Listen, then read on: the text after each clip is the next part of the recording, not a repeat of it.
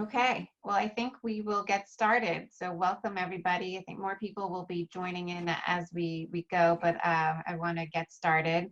My name is Shiri Orion. I'm the Executive Director of the American Friends of the Parent Circle.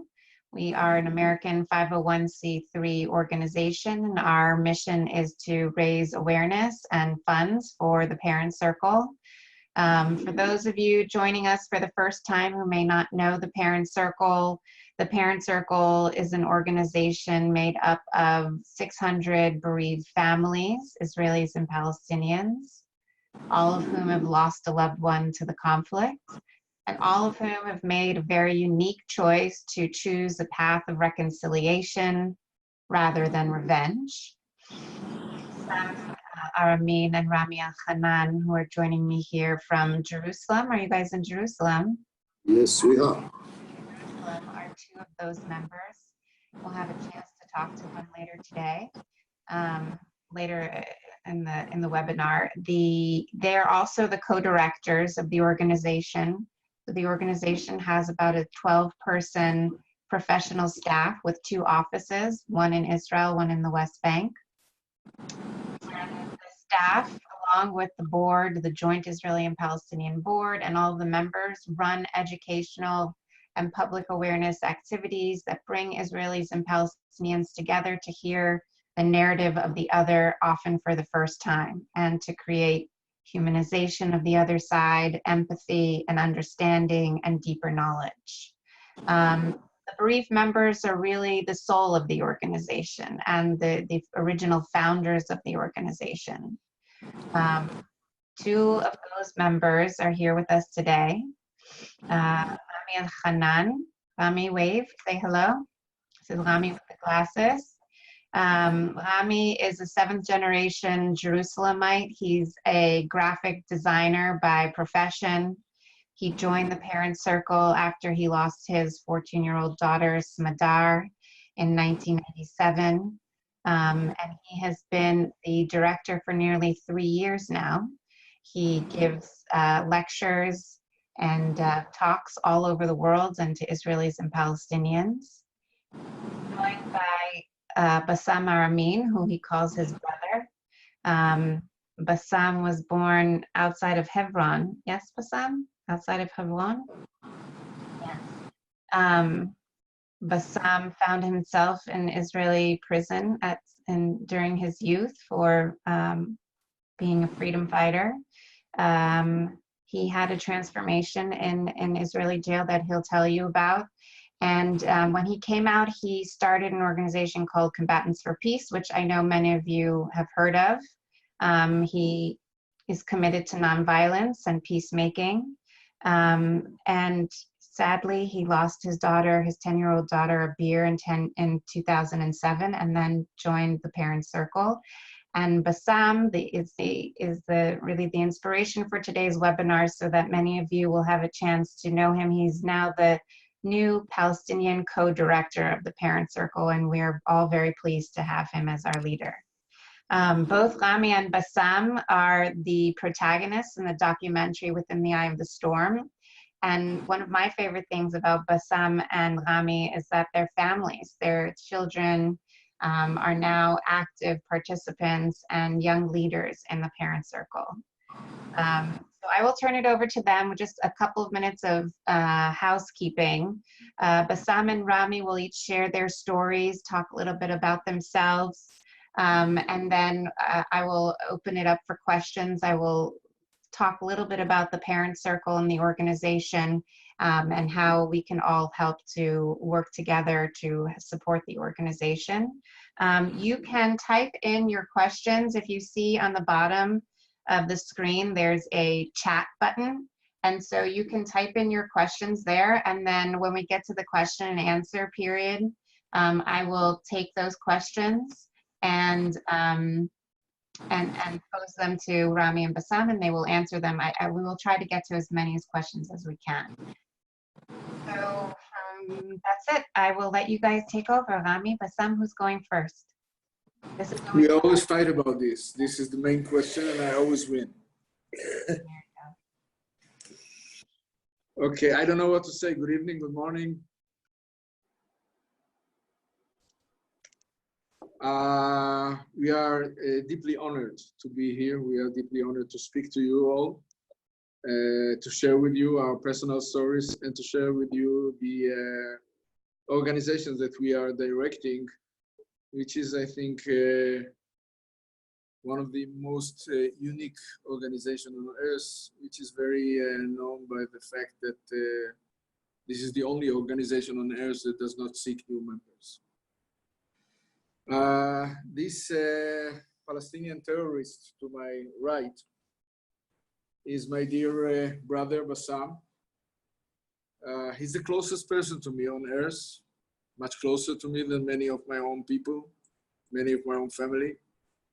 And what makes us so close is the price that we both have paid as an outcome of this ongoing conflict between our two nations. We don't need words to understand each other. For me, he's a leader, Bassam. I look up to him, I admire him, and I take a lot of strength out of him and my other brothers and sisters, Israelis and Palestinians, members of this unique organization. My name is Rami El-Hanan. I'm 69 years old, graphic designer, born in Jerusalem, 7th generation. I am a Jew, I'm an Israeli, and before anything else, I'm a human being.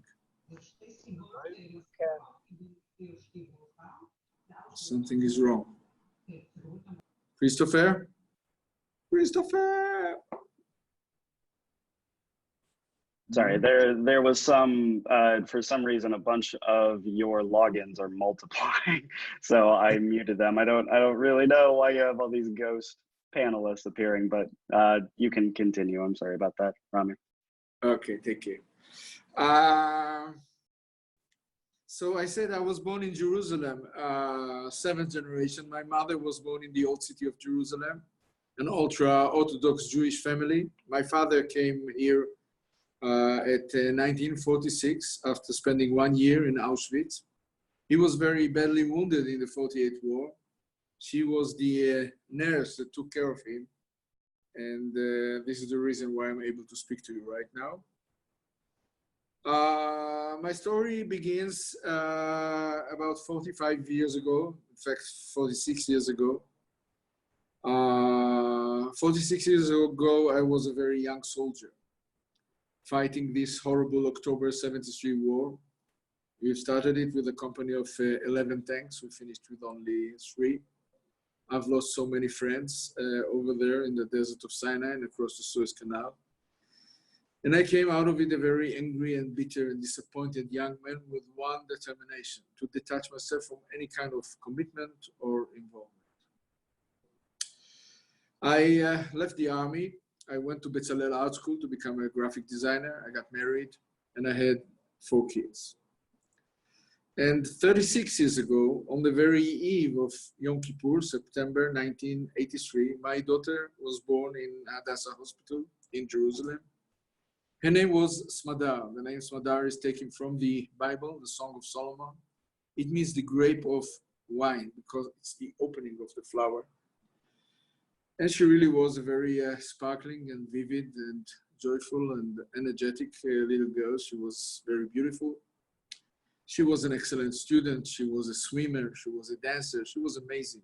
Everybody used to call her the princess. And we lived a very good life in our house in Jerusalem. My wife, which is a professor for education in the Hebrew University, my 3 boys, and this princess, in what seemed to be the perfect, sheltered, protected lives. In many ways, you could say that we put ourselves inside a big bubble, completely detached from the outside world, minding our own business, looking after our own interests. I was doing graphic design for the right wing, for the left wing, whoever paid me.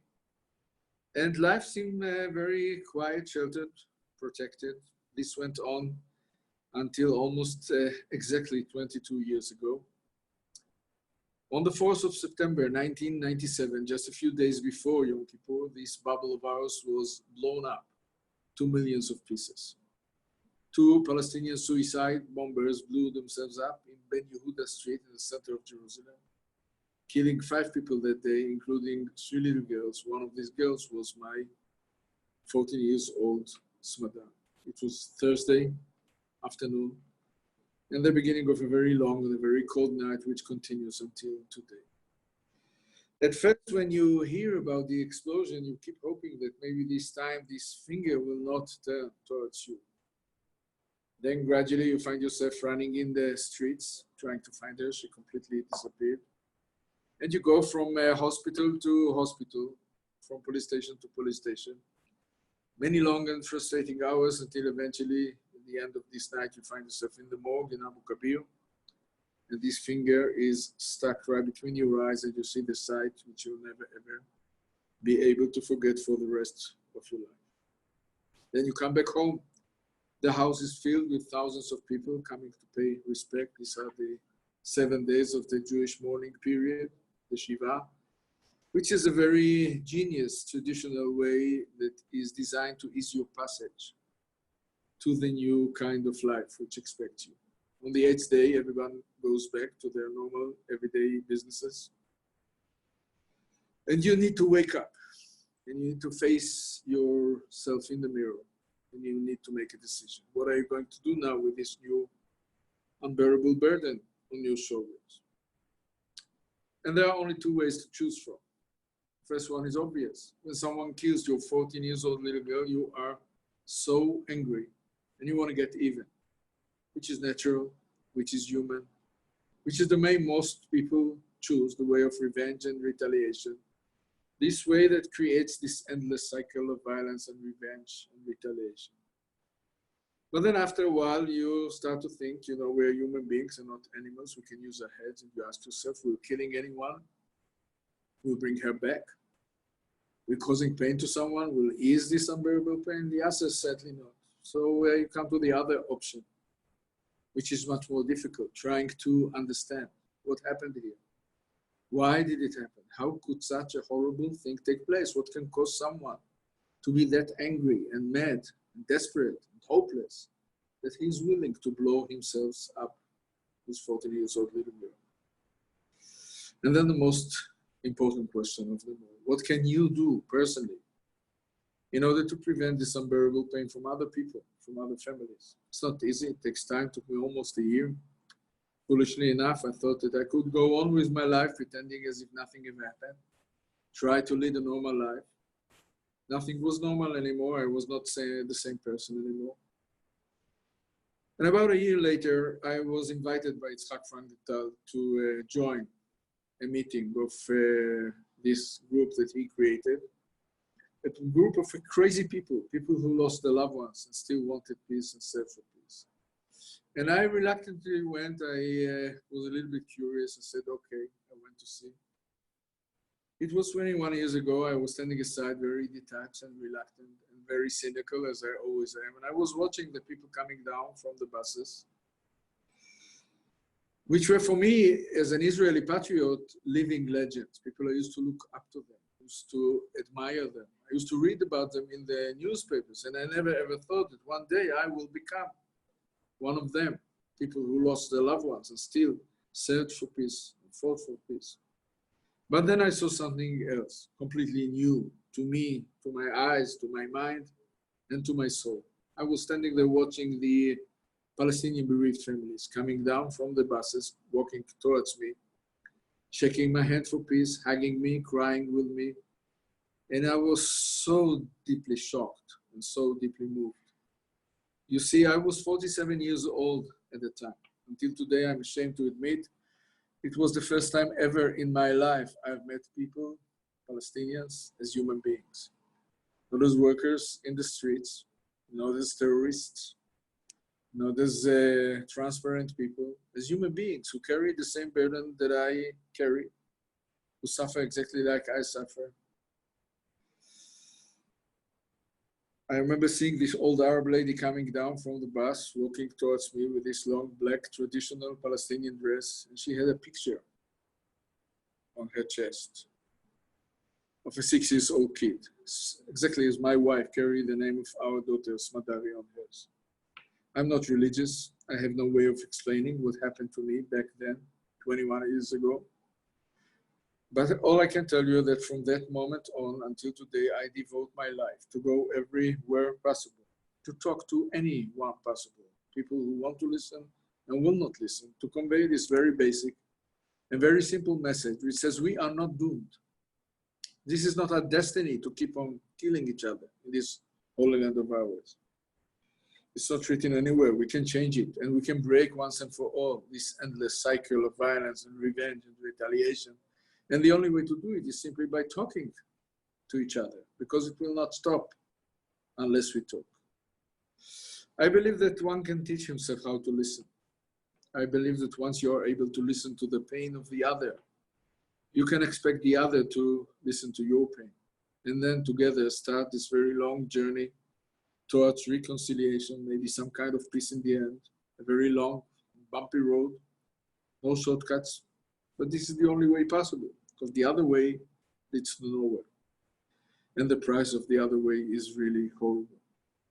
So this is what we are doing, Bassam, myself, and the 600 feminist members of this unique organization. We bang our heads against this very high wall of hatred and fear that divide our two nations today. And we put cracks in it, crack after crack after crack. And through these cracks, a little light comes in, a little light can drive away a lot of darkness, until we will put those walls down, because the alternative is too horrible. And we have an enormous ally on our side, which is the power of our pain. You should know that the power of pain is horrible. It's very much similar to the nuclear energy. And like this horrible energy, you can use it in order to bring darkness and destruction and pain and death to people. And you can use it in order to bring light and warmth and hope. So we go around the country. We go from high school to high school. We meet Israeli kids, we meet Palestinian kids, we speak to them, and we tell them that our blood is exactly the same color, that our pain is exactly the same pain, and our tears are just as bitter. And if we who pay the highest price possible, if we can speak to one another, if we who have every reason on earth to hate each other and to want to kill each other, if we can love each other, anyone can, anyone should. Thank you very much for listening.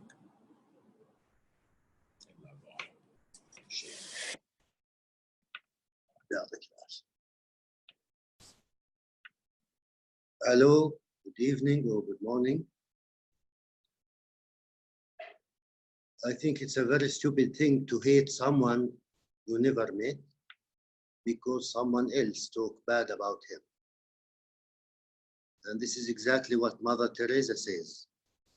If you only judge people, you have no time to love them or to know them.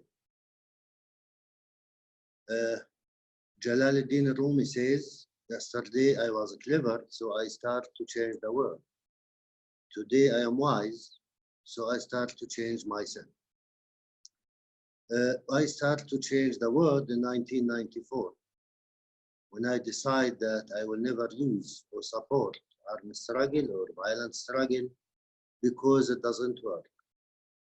I discovered in that time that more than 100 years, Israelis and Palestinians, we try to kill each other, to defeat each other, in spite, Israel with the United States of America for their ongoing and unconditional support with the rest of the world against the Palestinians. But we forget to die. We're still here, still exist, but more violent, more pain, more victims, and nothing changed. After Oslo Agreement, it gives us a sign that maybe through dialogue and negotiation, we can achieve something. Back, I spent 7 years in the Israeli jails when I was 17 years old, but I started to be a fighter or a warrior when I was 13 years old by raising the Palestinian flag, which was a crime at that time. Our goal was as kids to make the Israeli soldiers crazy because we noticed that they become crazy when they see the Palestinian flag. In fact, they teach us how to hate them from their brutal behavior. It's unbelievable.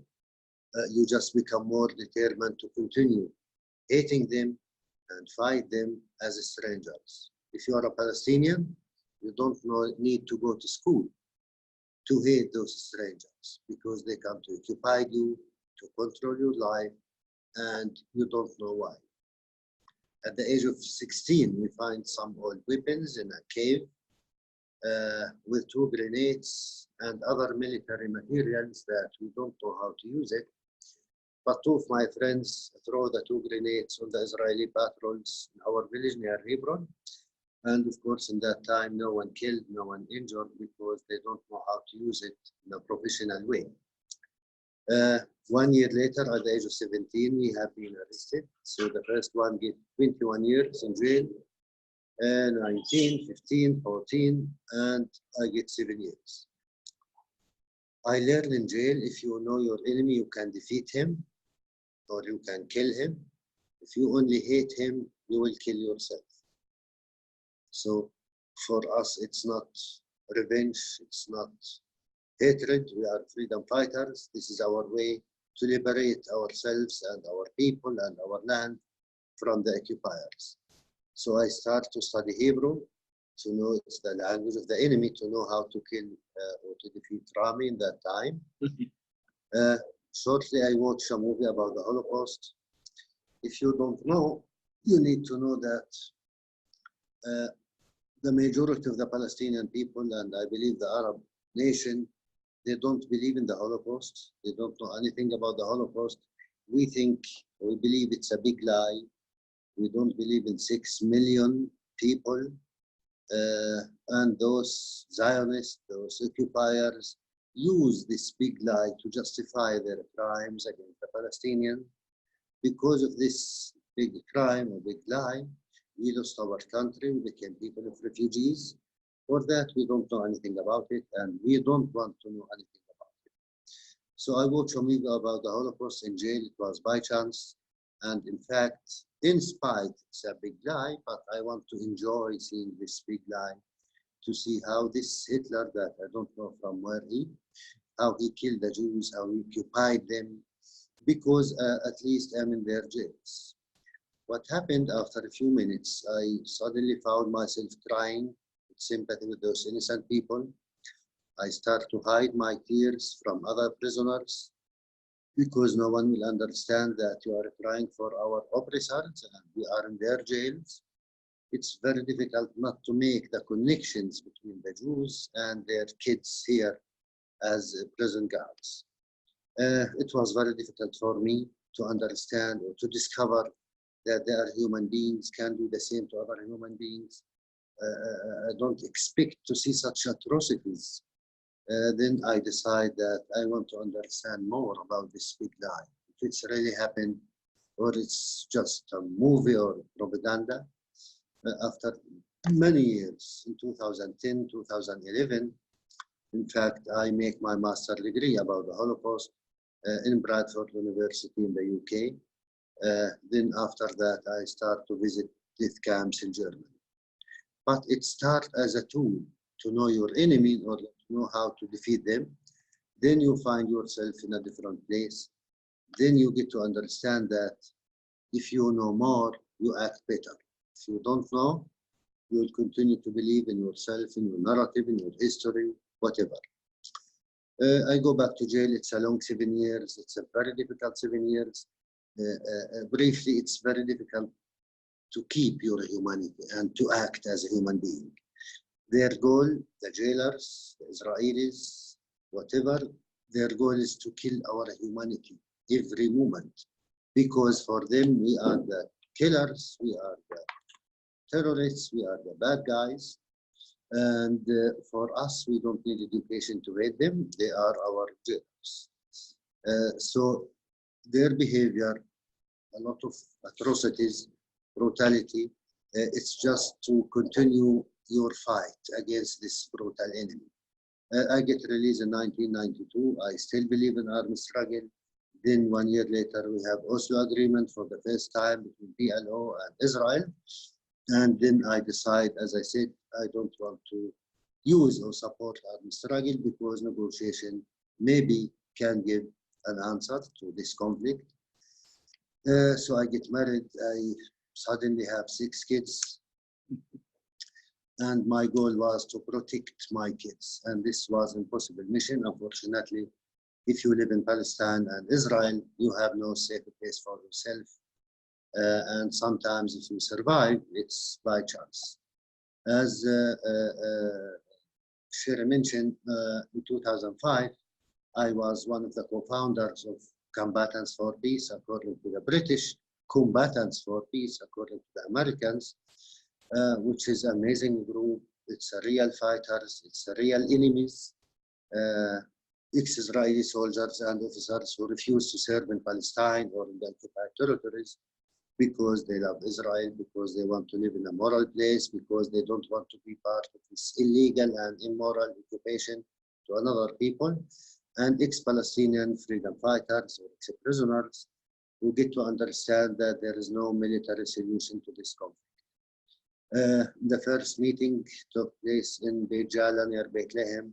I was one of the Palestinians. Rami's son was one of the Israelis. So this is how I get to know this noble enemy, Rami, in 2005. You can imagine it was the most difficult meeting for each one of us. After 1 year meetings, we create Combatants for Peace. We decide to lay down our weapons and we start to work together. According to Nelson Mandela, this was our slogan. If you want to make peace with your enemy, you need to work with your enemy, not only to talk. Then he became your partner. And this was our goal, to prove that there is a partner on the other side. 2 years after, in 2007, the 16th of January, an Israeli border police unfortunately shot and killed my 10-year-old daughter, Abir, in front of her school from a distance of 15 to 20 meters in her head from the back. Abir fell down, and 2 days later, she passed away in Hadassah Hospital, where she born and where Smadar born and died. Between Abir and Smadar, it's 10 years. But it's the same killer, the same criminal who take off the lives of our daughters. It's our common enemy. It's the Israeli occupation as a source of violence in our region. There is no occupation, Abir and Smadar will never died for those reasons. And in the normal situation, we have peace. The normal thing is our kids will take us to the graves, the parents. The conflict situations, it's the opposite. The kids, the parents will take the kids to the graves. As my brother Rami explained, that there is no revenge. It means to kill the rest of the Jewish on earth. You will never meet your daughter again, and the problem, it's nothing to do with your pain. You need to deal with this pain 24 hours, forever, whatever happened.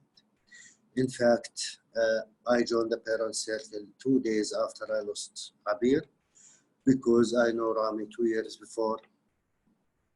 I know this organization, I know their message, but in your worst dream, you don't want to join this amazing group, because in your worst dream, you will never think that something bad would happen, especially to your kids.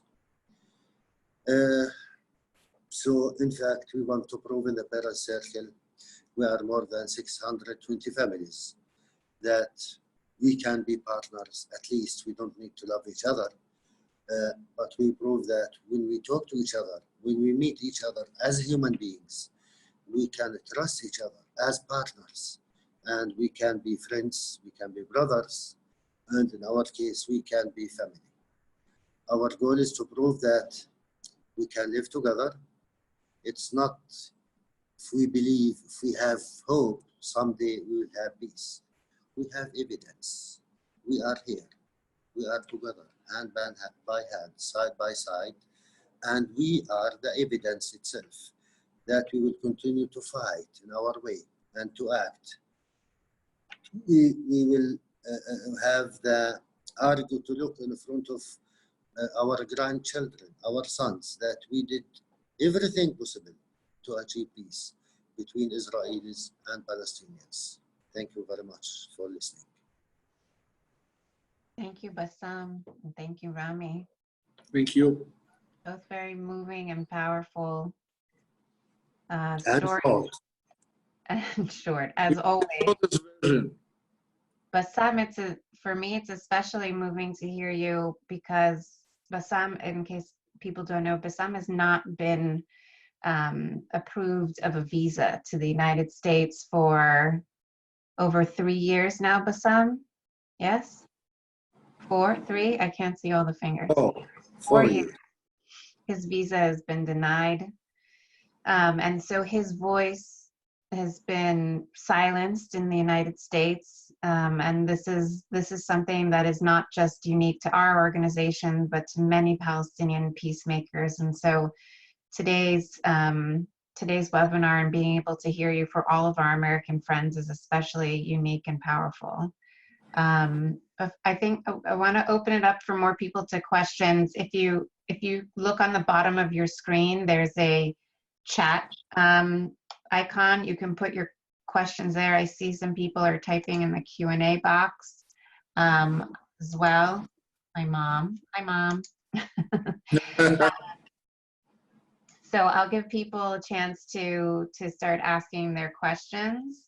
But in the meantime, if you both could just share with us as the leaders of the organization, and you both have very powerful and moving personal stories, but you're also the leaders of the professional staff, of the people running the projects on the ground every day, the people that are touching the lives and mobilizing Israelis and Palestinians every day. In light of the context, both in Israel and in Palestine now, with the upcoming Israeli elections, with the PA in very desperate times, and the American context of all of the challenges and the obstacles that the Americans have put in front of us. I'm not going to list all of them now. I'm sure most of the people here know them. They come in the form of funding, of political and diplomatic obstacles. As leaders of the parent circle in such a challenging times, what is the greatest obstacle, and what is your vision for how our organization is going to deal with those challenges? How do you see the way forward? You promised me that you will answer all the difficult questions. Absolutely. It's a very easy one. We are in a crossroads today. We are facing a very difficult situation. Next week, there will be elections in Israel, which will decide whether we are keep on going to kill each other or if there is a little light in the end of this tunnel. It's a crucial elections after some years of extremism, of right-wing government, which blocked every opportunity, every sign of hope, every possibility of getting together, which did its best to interfere with our work and make it impossible. Above all that is the administration, the American administration that denied and withdrew all support from a civil society organization as a way to pressure the Palestinians to accept the American peace plan. And they took away about a third of our budget, which is devastating for us, which put us in a deep crisis. So we are in a position that we keep on fighting. We keep on fighting only to keep our heads above the border. Our activities are, we are bringing people together. We are bringing Israelis and Palestinians to be able to know each other. We are bringing Israelis and Palestinians to discover the possibility that become out of knowing each other. And the tough conditions that we are dealing with are making this task almost impossible. Bassam explained the situation in the Palestinian side. It's in the Palestinian side, of course, it's very difficult situation as always, but mainly this time after the peace plan, as Rami mentioned, you cannot enforce anyone to make peace. And this is not peace for the Palestinians. In fact, it's to prevent the Palestinian and Israeli to make peace. And this is what happened when they took off a third of our budget, when they denied the support for such an organization like the Parent Circle, to prevent Israelis and Palestinians to meet each other and to know each other, to prepare for the reconciliation process after any peace agreement. And this is what happened for us. Of course, you are very important for us. You are our voices in the American society. We need your support. We need your help. And the worst thing for me is to keep silent. In spite of that, we did our best. We will do our best to continue this activities, even with the minimum, because we cannot stop it. So the situation in general, especially those days, is very bad. In spite, they use my personal photo on Kushner plan for the Bahrain conference, and they didn't give me visa. My goal to have a visa is just to come to talk to you, but even without visa, we can be in touch through this webinar. Great. So the questions are starting to really come in. For those of you joining by phone, you can email your questions to info@parents.circle.org. So our first question comes from our friend Roberta Wall. Hello, Shiri, Rami, and Bassam. Congratulations, Bassam. My question, several Jewish Israeli friends of mine have told me this year that they did not go to the joint Memorial Day ceremony because they did not experience it as joint, that the needs of the Jews for a homeland and the suffering of the Jews from violence at the hands of Palestinians was not honored. What are your thoughts about this, and how can we do a better job of holding the pain and narratives of both peoples? I believe this friend, thank you for his question. He's a victim like I was a victim, like Rami was a victim. Can he imagine the Germans and the Jews and the French and the American have a joint memorial ceremony for the soldiers who fight each other in the World War I and World War II? We are talking about the pain, our pain, it's the same.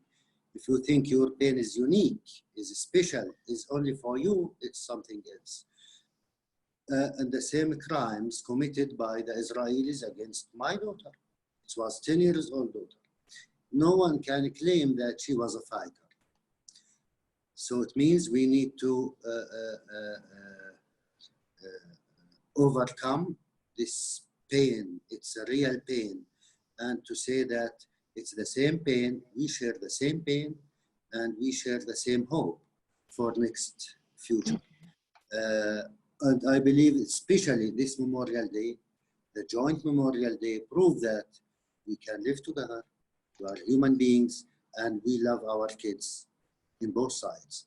And for that, we don't encourage special memorials to justify more victimhood mentality and to go for more revenge.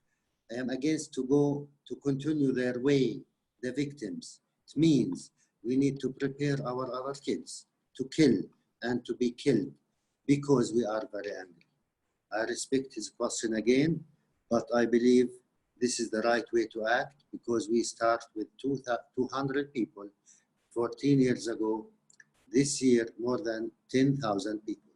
So we are in the right direction. I would just like to add 2 words to it. It's not a competition of pain. And we have to give up the victimhood mentality.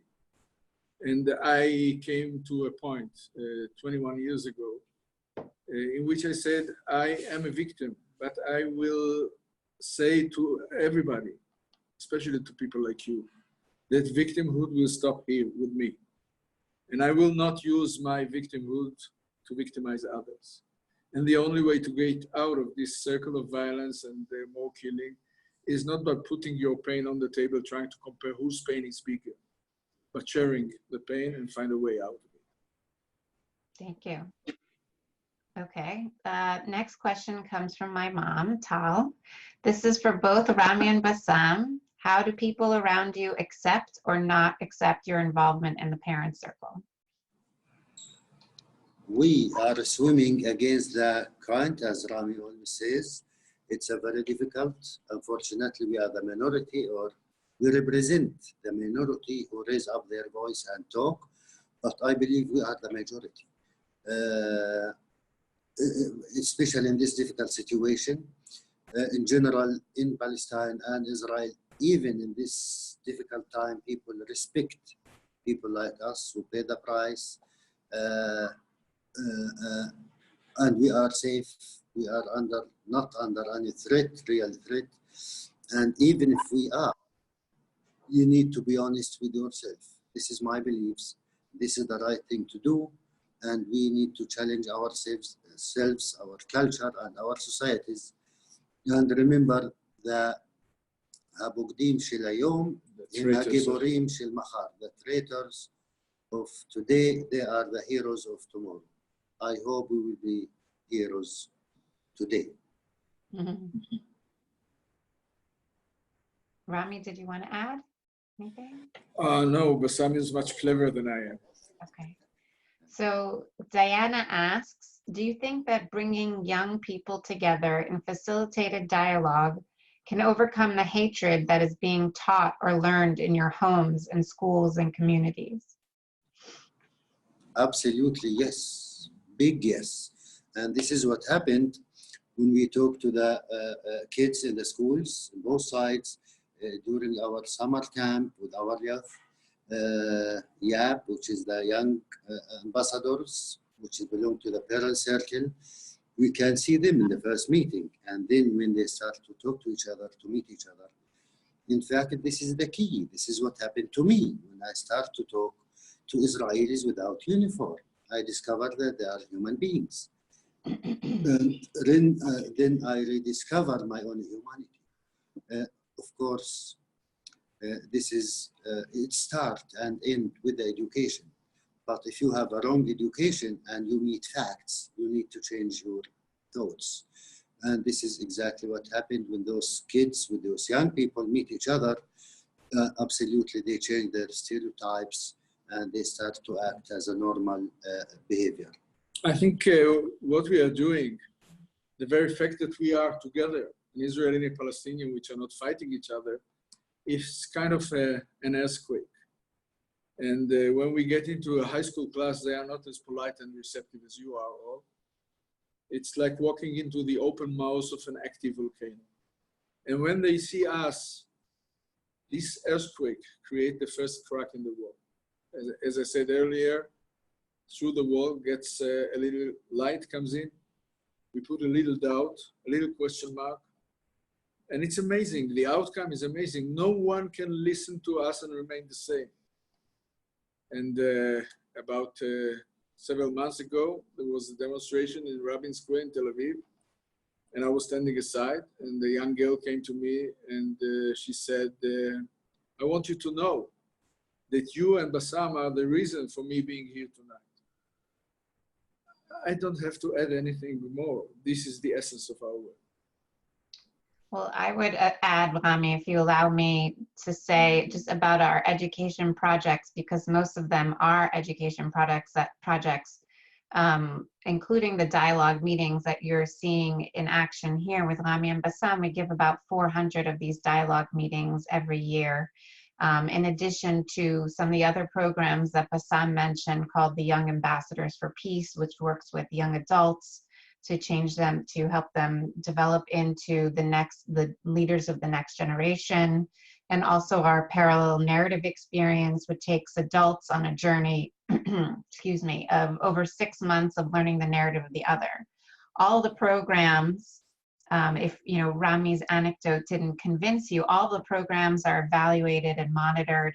All of them show a significant increase from all the participants of understanding the other side, of increased empathy for the other side, of increased knowledge and understanding and humanization for the other side. And I think most importantly, all of our programs, when they're evaluated, the participants show that at the end of the program, their willingness to engage in peace activities has increased significantly, which to me, especially on the Israeli side, is important because there's so much apathy that we're dealing with. It's easy to go about your life and not be engaged in peace activities. And so I think that that is really one of the most critical factors and shows the success and impact of our programs. Next question, they're really coming in. Sheila Blum says, Rami and Bassam, thank you from the bottom of my heart. I'd like to ask how you manage to go around the world and tell your painful stories over and over. It must be difficult and maybe even boring sometimes. Always difficult, never boring. And sometimes against the will of the American administration. We are on a mission, and this is our lives. I believe the Prophet Muhammad says the best two people or two men, means men or women, one rich and can give money to others to help, to develop, and the other have education or experience. And he also spread his message around the world. We don't have money. This is what we have, to try to teach ourselves, to remind ourselves that we are human beings, and to try to say to people that we need to go back to our roots. We can live in peace. We want to make our world much better and much safer. So we never get tired, physically, emotionally, but it's very difficult at the same time.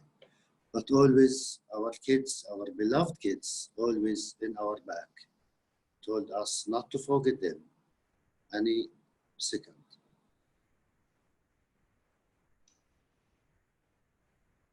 Netanyahu just announced he would annex the Jordan Valley if re-elected. How are you at the Parent Circle planning on dealing with more of Netanyahu and possibility of major annexation? We need him to announce something new. He announced this 15 years ago, 50 years ago. Nothing new. And we are not political organization. For that, we are not corrupted, maybe. We will say that the occupation has taken away our kids. We paid the price of the occupation. There is a straight, very sharp line connecting every victim of terror in this holy land of ours and every illegal settlement in this country. What we are doing, what we are trying to do is to show people the price of the occupation. We paid the full price of the domination of one people over the other. We need to learn how to live in peace. We need to learn how to share this land instead of sharing the graveyards under it. This is our mission. We will keep on doing it. With Netanyahu, without Netanyahu, whoever will be in power will have to face the price of the occupation. Judy Bolton asks, I'm so sorry for your losses. Thank you for sharing your powerful and moving stories. My name is Judy Bolton Fassman, and I live in Boston. I am watching the HBO series Our Boys, Ne'arim. I've read that Prime Minister Netanyahu is not a fan of the show, to say the least. If you have seen the series, I'd like to hear both of your thoughts about it. And in fact, one of our members, Robbie Damlin, wrote an op-ed in Haaretz and was also quoted in New York Times. And I heard that it came out in the New York Times in the print version today about her. She was asked for her take on the series. So Christopher can send around a link to that story. Mm-hmm. I think I just watched it. It's a masterpiece.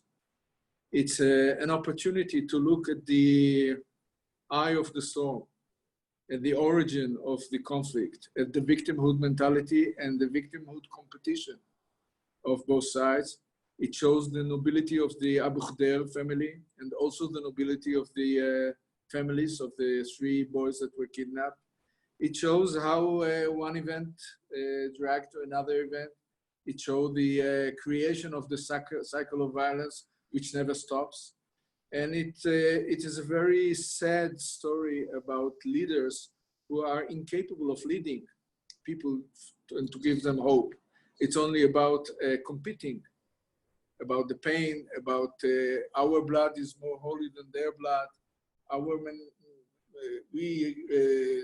Netanyahu says in the series that the blood is not the same, that they are educating their kids to hate and we are educating our kids to love, which is completely nonsense, of course.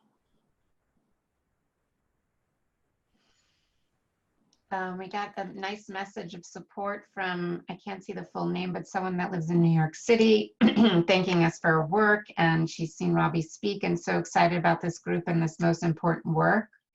Some comments in the chat again from Diana and Howard Sumka, our board member, responding to the HBO series, Our Boys. Here's a question from Mitchell. I know you work with Combatants for Peace. Does the Parent Circle coordinate with other peace groups in Israel and Palestine, like Women Wage Peace or Roots or Minds of Peace? Always, all the time. Yes, of course. Questions still keep coming. Sorry from Sigal, and sorry for my cough. Sorry for your losses, and thank you so much for all your important work so far. What can we do from here to help you with this important work? I'm 7 generations Israeli from Tiberias, lived in New York for 30 years now. I speak Hebrew and some Arabic. أهلا وسهلا. Shalom. يوفي. I will tell her, and I will tell all of you, do not stand aside. I beg of you, do not stand aside. When they took my grandparents to the ovens back in Europe 75 years ago, the free and civilized world stood aside. When we are killing each other, the two nations, massacring each other without any mercy, while people are dying in the genocide in Syria, and drowning in the Mediterranean like flies, and the free and civilized world still standing aside, doing nothing. Standing aside is a crime. We don't want you to import our conflict to your society. You have really enough troubles of your own these days. We don't want you and we don't need you to be pro-Israeli or pro-Palestinian. We demand of you to be pro-peace and against injustice, and against this ongoing situation in which one people is dominating another. This is the essence of the problem. It can be solved, it must be solved. And at the end, there's a message of a Jew. And I am a Jew with the utmost respect to my people and my tradition and my history. And I will tell you that ruling and oppressing and humiliating and occupying millions and millions of people for so many years without any democratic right is not Jewish. Period. No two ways about it. And being against it is not anti-Semitism. Thank you. Thank you both. I think we have time for one last question. And this is a question from Avi, who sent via email. He said, asks to please speak about the Narrative Project, which gives a chance to Israelis and Palestinians adults to know each other and to be involved in peace activities after the workshop. I think Avi is one of our alumni. Oh. Hi, Avi. The Narrative Project is a joint narrative aimed to bring groups of Israelis and Palestinians towards each other. They don't have to be bereaved. They come from homogeneous origins, like lawyers, like journalists, like social workers, or whatever. We had a group of grandmothers and so on. They come to learn how to listen to each other. They don't have to agree, but they need to be able to listen to one another. It's a session of 10 meetings. They meet each other, they talk to each other, they listen to each other. At the peak of it, they go together to Lifta village, which is a ruined village of 48, to show the Palestinian Nakba. A week later, they go to Yad Vashem, the Holocaust Memorial Ceremony. It's not in order to compare the two atrocities and the two horrible things. It's to understand the origin of the pain.